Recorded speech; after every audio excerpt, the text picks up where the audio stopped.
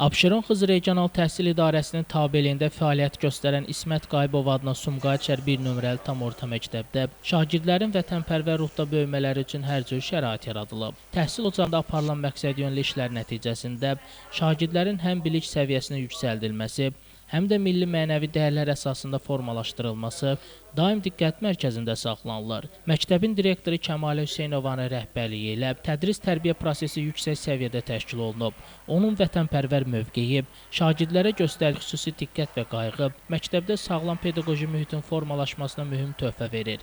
Kəmalə Hüseynovanın rəhbərliyi altında məktəbdə keçirilən tədbirlər şagirdlərdə vətənə sevgi, dövlətçilik dəyərlərinə hörmət və milli ruhun güclənməsinə xidmət edir. Məktəb yalnız təhsil verməklə kifayətlənmir. Eyni zamanda şagirdlərin vətənpərvər ruhda yetişməsi üçün geniş imkanlar yaradılır. Anım günləri, vətənpərvərlik mövzusunda tədbirlər, görüşlər və maarifləndirici layihələr mütəmadi olaraq həyata keçirilir.